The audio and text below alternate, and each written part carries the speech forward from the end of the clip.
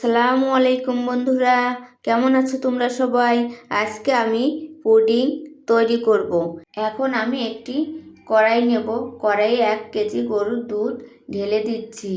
দিয়ে আমি এখন দুধটাকে জাল দেব। অনেকক্ষণ ধরে জাল দিয়ে আমি 1 কেজি দুধকে হাফ কেজি করে নেব। অনেকক্ষণ নেড়েচেড়ে জাল দেওয়ার কারণে গরুর দুধটা ঘন হয়ে যাবে।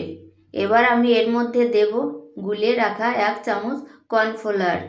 দিয়ে আমি আবারও একটু নেড়েচেড়ে নেব।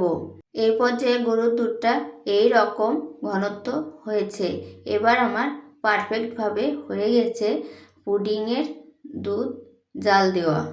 এখন আমি এটাকে ঠান্ডা হওয়ার জন্য রেখে দেব। গরুর দুধটা ভালোভাবে জ্বালানোর ফলে পুডিংয়ের স্বাদটা বেড়ে যাবে। এবার আমি একটা কড়াই নেব। কড়াইয়ের মধ্যে 1 বাটি চিনি দিয়ে দেব। দিয়ে একটু নেড়েচেড়ে 1 বাটি পানি দিয়ে দেব ক্যারামেল তৈরির জন্য। চিনি গলে চিনি সেরাই তৈরি করতে হবে। লাইট কালার আসলে চুলা বন্ধ করে দিতে হবে।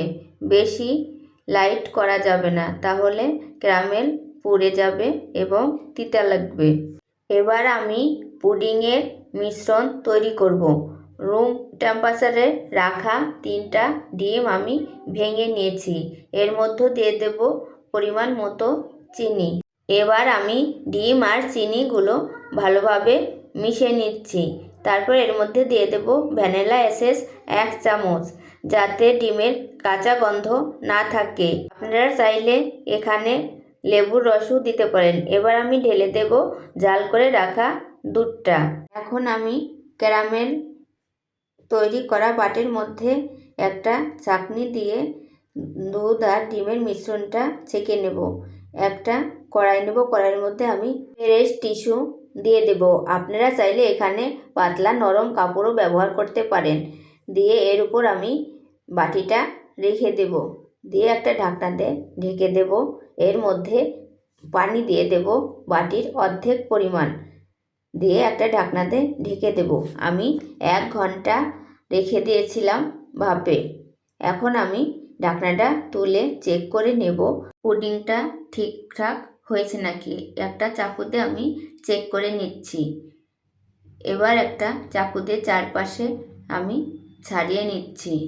নিয়ে একটা প্লেট দিয়ে আমি ঢেকে পুডিংটা উঠিয়ে নিচ্ছি। এই কাজটা খুবই সাবধানে করতে হবে। এবার আমি পুডিংটা খুলে দেখব। বিসমিল্লাহ। পুডিং আমি 1 ঘন্টা নর্মাল ফ্রিজে রেখে দিয়েছিলাম ঠান্ডা হওয়ার জন্য। মাশাআল্লাহ, পুডিংটা অনেক সুন্দর হয়েছে। এবার আমি আপনাদেরকে কেটে দেখাবো। এটা খুবই সুস্বাদু এবং পুষ্টিকর একটি খাবার। এটা ছোট থেকে বড় সবাই পছন্দ করে। সবার উপযোগী একটি খাবার। আপনারা চাইলে বাড়িতে একবার ট্রাই করে দেখতে